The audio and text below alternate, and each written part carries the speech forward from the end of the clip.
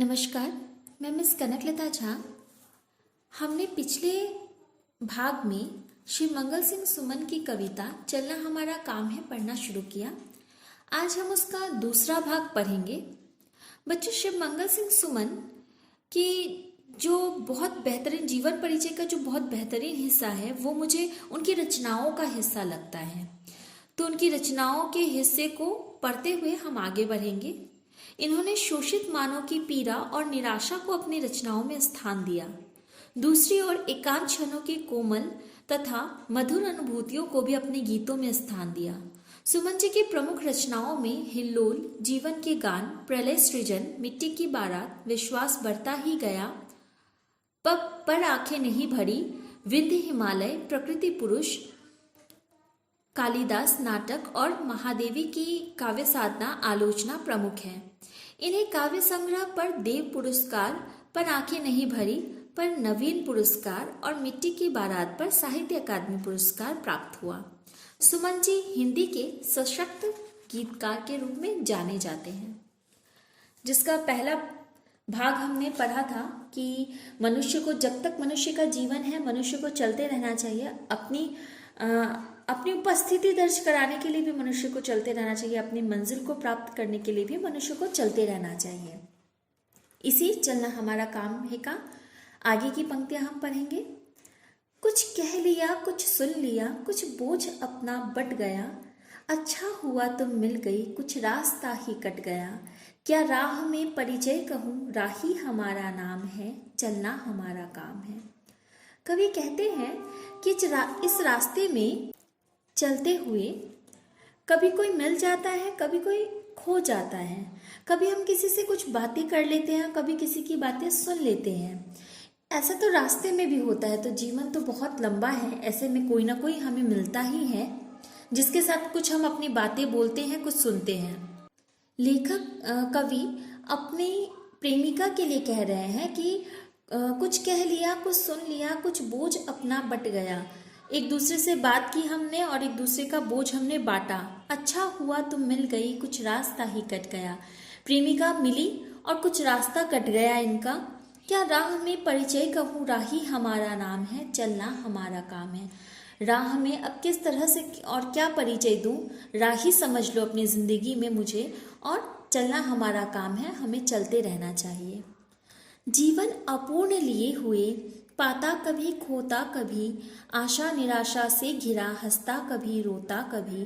कवि कहते हैं कि जीवन हमारा अपूर्ण है और इसी अपूर्णता को साथ लेकर कभी कुछ मिल जाता है, कभी कुछ खो जाता है, कभी जिंदगी में आशा होती है, कभी निराशा होती है, कभी हम हंसते हैं, कभी रोते हैं, पर गतिमति ना अवरुद्ध हो, इसका ध्यान आठों याम है, चलना हमारा काम है।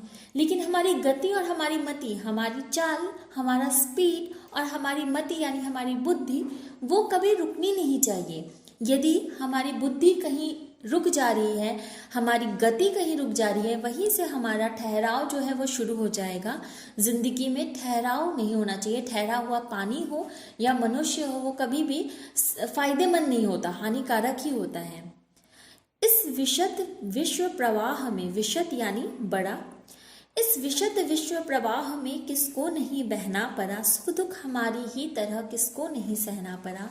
अमीर से अमीर व्यक्ति हो, गरीब से गरीब व्यक्ति हो, सुख और दुख दोनों के जीवन में आते हैं। हम चाहे किसी भी परिस्थिति में रहे, हमारे दुख का परिमार्जन अलग हो सकता है, लेकिन दुख और सुख दोनों ही हर एक की जिंदगी में बारी बारी अवश्य आते हैं। फिर व्यर्थ क्यों कहता फिरूं, मुझ पर विधाता वाम है। वाम का अर्थ होता है विरुद्ध। फिर मुझे नहीं कहना चाहिए कि भगवान जो है वो मेरे विरुद्ध में खड़े हैं, मेरे लिए कभी कुछ अच्छा नहीं करते। हम बहुत जल्दी अपने दोषों का भार जो है वो ईश्वर के माथे मढ़ देते हैं। हमें उस चीज़ से बाहर निकलने की आवश्यकता है और हमें चलने की आवश्यकता है। मैं पूर्णता की खोज में दर दर भटकता ही रहा, प्रत्येक पग पर कुछ न कुछ रोड़ा अटकता ही रहा, पर हो निराशा क्यों मुझे, जीवन इसी का नाम है, चलना हमारा काम है। पूर्णता, कोई कभी पूर्ण हो ही नहीं सकता और मनुष्य तो एक ऐसा प्राणी है जिसको संतुष्टि किसी भी रूप में नहीं हो सकती। मनुष्य कभी संतुष्ट नहीं होता। यहाँ कवि कह रहे हैं कि उसी संतुष्टता की खोज में, उसी पूर्णता की खोज में मैं दर दर भटकता रहा, घूमता रहा। हर जगह, हर मंजिल को प्राप्त करने में कोई ना कोई रुकावट अवश्य आई है, पर मुझे फिर भी निराशा नहीं होनी चाहिए, क्योंकि इस जीवन में जो आया है उसका काम है चलना, हर मुसीबतों का सामना करना, और वो हमें करना चाहिए। कुछ साथ में चलते रहे, कुछ बीच में ही फिर गए, पर गति ना जीवन की रुकी, जो गिर गए सो गिर गए। चलता रहे हरदम, उसी की सफलता अभिराम है। अभिराम का अर्थ होता है सुखद, चलना हमारा काम है। इस जीवन प्रवाह में कभी कोई मिल जाता है, कभी कोई खो जाता है, कभी साथ चलते चलते कुछ लोग पीछे छूट जाते हैं, लेकिन जो लोग पीछे छूट जाते हैं हम उनके लिए पीछे नहीं उठते।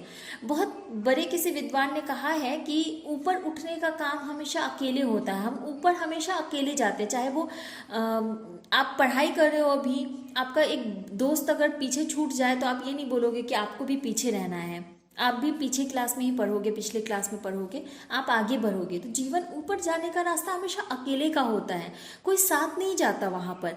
तो मनुष्य को हमेशा ये ध्यान रखना चाहिए, जो राह में छूट गए उनके लिए हम पीछे रुककर अपनी मंजिल से पीछे मुकर नहीं सकते, हमें आगे बढ़ना चाहिए, और जो आगे बढ़ेगा उसी को सुखद सफलता मिलेगी। क्योंकि चलना हमारा काम है और हमें चलते रहना चाहिए। धन्यवाद।